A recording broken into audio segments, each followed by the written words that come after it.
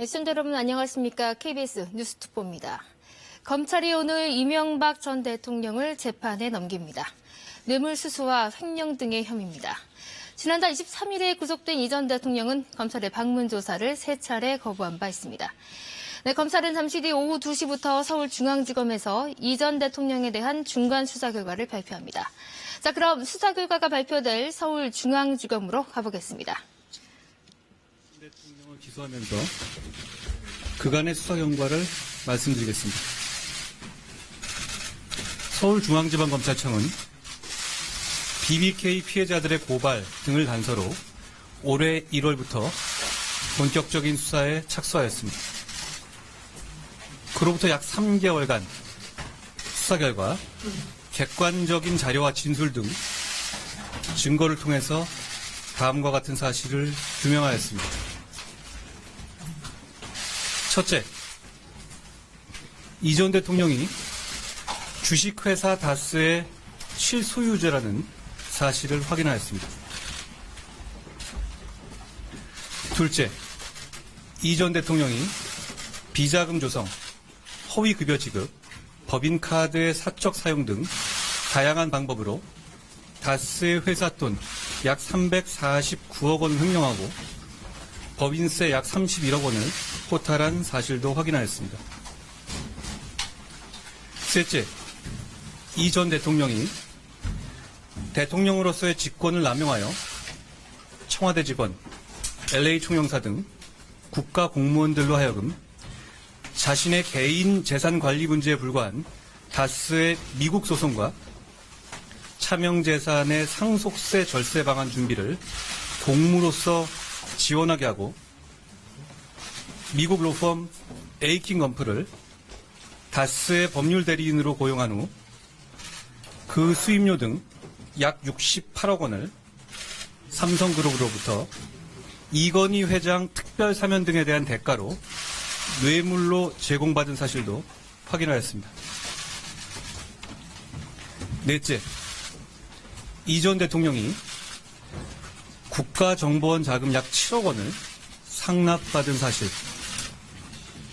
공직임명, 비례대표 공천 등에 대한 대가로 기업인 등으로부터 약 36억 원을 받아 불법 선거자금, 차명재산 관리비, 가족생활비 등에 사적으로 사용한 사실 등 이 전 대통령이 거액의 뇌물을 받고 국고 손실을 초래한 점을 확인하였습니다.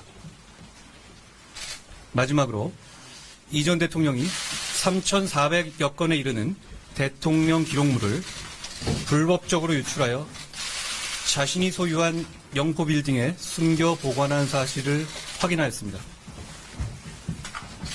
이에 따라 검찰은 오늘 이명박 전 대통령을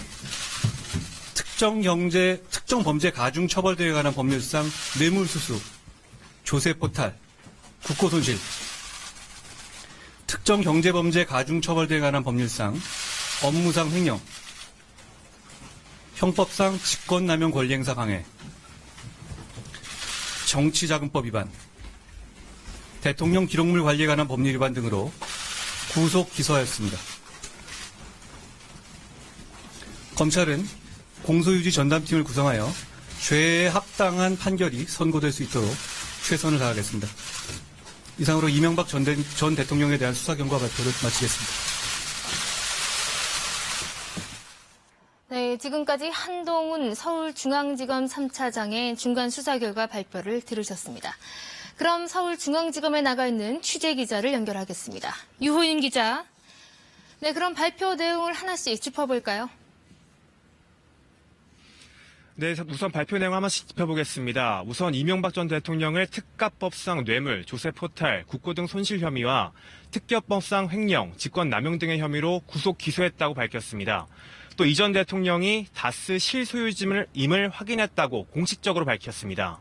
아울러 이 전 대통령의 횡령한 다스 회사 자금이 349억 원이라고 설명했습니다. 법인카드 사용액이 구속영장에 적시됐던 금액보다 늘면서 전체 횡령 금액도 1억 원 정도 늘었습니다.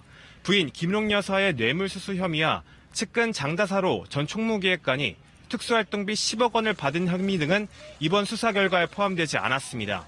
추가 수사를 거쳐 검찰은 관련자들을 기소할 것으로 보입니다.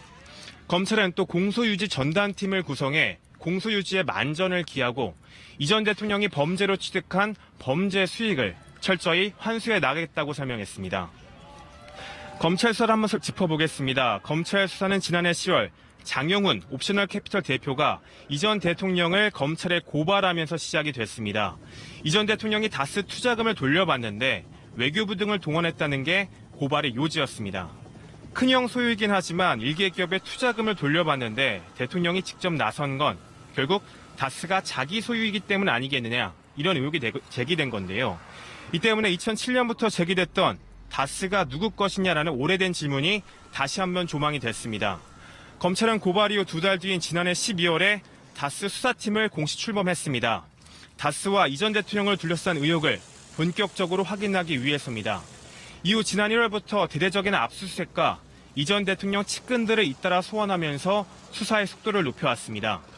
측근들이 과거에는 진술하지 않았지만 이번 조사에서는 그 과수 관련된 혐의들에 대해서는 진술의 변화가 있었고요. 이를 통해서 검찰은 혐의 입증에 만반을 기할 수 있었습니다. 검찰은 수사 초기에는 다스 실소유주를 확인하는 과정이 쉽지 않을 것이다, 이렇게 내다봤었는데요. 하지만 실제 수사에 착수해보니 관련자들이 자신들의 혐의를 하나씩 시인하면서 다스 실소유주를 확인하는 데 큰 도움을 받았다고 밝혔습니다. 결국 지난달 이 전 대통령은 서울중앙지검에 소환해 조사했고 8일 뒤 이 전 대통령은 구속됐습니다. 지금까지 서울중앙지검에서 전해드렸습니다. 네, 지금까지 법조팀의 유호윤 기자였습니다. 검찰이 이 전 대통령이 다스의 실소유주를 확인했다고 공식적으로 밝혔습니다.